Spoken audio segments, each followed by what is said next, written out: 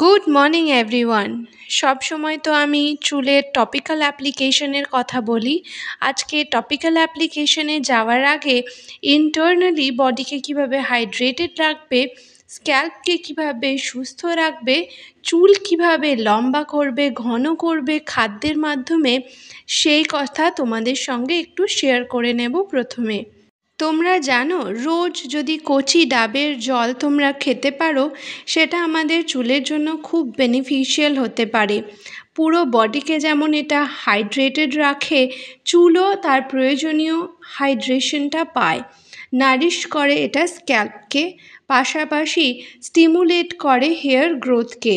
নারকেলের জল হচ্ছে ন্যাচারাল ইলেকট্রোলাইট, শরীরে যেটা খুব তাড়াতাড়ি অ্যাবজর্ব হতে পারে। শরীরে কোনো ঘাটতি থেকে থাকলে চট জলদি সেটাকে পূরণ করতে সাহায্য করে নারকেলের জল। এর মধ্যে রয়েছে ভিটামিনস, মিনারেলস। ডাবের জলে ন্যাচারালি রয়েছে বিভিন্ন ধরনের মিনারেলস, যেমন পটাশিয়াম, ম্যাগনেসিয়াম, ক্যালসিয়াম, সোডিয়াম। এছাড়াও রয়েছে অ্যান্টিঅক্সিডেন্ট প্রপার্টিজ, যেটা তোমাদের ব্লাড সুগার লেভেলকেও ম্যানেজ করতে সাহায্য করে, কিডনি স্টোন প্রিভেন্ট করতে সাহায্য করে। এক্সারসাইজ করার আগে বা পরে ডাবের জল ভীষণ উপকারী হয়। এখানে তো ডাব নিচ্ছে 80 টাকা, ভাবতে পারছো কী দাম বেড়েছে। তোমাদের ওখানে কত টাকা ডাবের জলের দাম অবশ্যই আমাকে কমেন্ট করে জানিও প্লিজ। তবে হ্যাঁ, আজকাল হেলদি খেতে গেলে অবশ্যই একটু বেশি টাকা খরচা করতে হয়, এটা মেনে নেওয়া ছাড়া আর তো উপায় নেই। তো তোমাদের ডায়েটে এবার থেকে ডাবের জল ইনক্লুড করতে কিন্তু ভুলো না। এবার আসি টপিক্যাল অ্যাপ্লিকেশনের ক্ষেত্রে। আজকে আমরা লোহার কড়াই নিয়ে নিয়েছি, তার মধ্যে অ্যাড করে নিয়েছি 1 কাপ পরিমাণ জল। জলটাকে খুব ভালো করে ফুটিয়ে নেবে। তারপরে এর মধ্যে অ্যাড করে নিতে হবে হিবিস্কাস পাউডার, জবা ফুলের পাউডার। যদি জবা ফুল একদম টাটকা থাকে তো সেটাই নিয়ে নিও, তাহলে সেক্ষেত্রে স্টোরেজ করে রাখার সমস্যা হবে। তোমরা একদম টাটকা টাটকা বানিয়ে টাটকা টাটকা ব্যবহার করে নেবে। আর জবা ফুলের শুকনো গুঁড়োটা ব্যবহার করলে স্টোর করে রেখে দিতে পারবে। 1 কাপ জল খুব ভালো করে ফুটে উঠলে এর মধ্যে 1/2 চামচ পরিমাণ হিবিস্কাস পাউডার বা জবা ফুলের পাউডার দিয়ে নিয়েছি। নেক্সট একটা ইনগ্রিডিয়েন্ট যাবে, সেটা হচ্ছে কালো জিরে। কালো জিরে ওই 1/2 চামচ মতো দিয়ে নেবে। এই দুটো উপকরণ দিয়ে প্রায় 15 মিনিট খুব ভালো করে ফুটিয়ে নেবে। 1 কাপ জল যখন 1/2 কাপ রয়ে যাবে, তখন গ্যাসের ফ্লেমটা অফ করে এটাকে ঠান্ডা করার জন্য ছেঁকে নিয়ে রেখে দাও। সম্পূর্ণভাবে ঠান্ডা করে নিতে হবে। কালো জিরের মধ্যে রয়েছে অ্যান্টিঅক্সিডেন্ট, অ্যান্টি ইনফ্লেমেটরি উপাদান, যা চুলের ফলিকলকে মজবুত করে, চুল পড়া কমাতে সাহায্য করে, চুলের বৃদ্ধি দ্রুত করতে সাহায্য করে। এছাড়া রুক্ষ শুষ্ক চুলকে নরম করে, ঝলমলে করে তোলে, খুশকি দূর করে, মাথার ত্বকের স্বাস্থ্য বজায় রাখতে সাহায্য করে, পাকা চুল কালো করতেও কিন্তু সাহায্য করে কালো জিরে।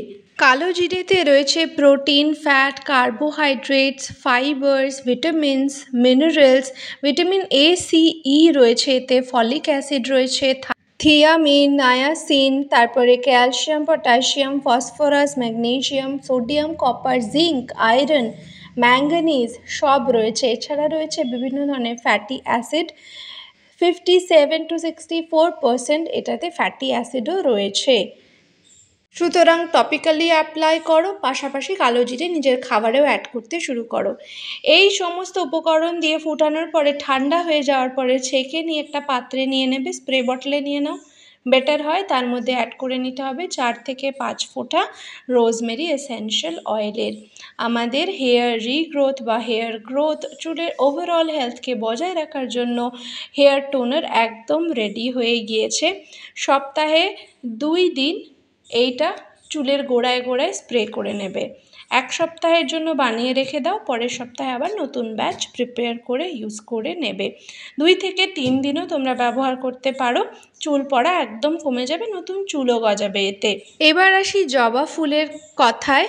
জবা ফুলে রয়েছে vitamin A, C, amino acid, other নিউট্রিয়েন্টসও রয়েছে, যেটা আমাদের হেয়ার গ্রোথ এবং ওভারঅল হেয়ার হেলথকে বজায় রাখতে খুবই সাহায্য করে।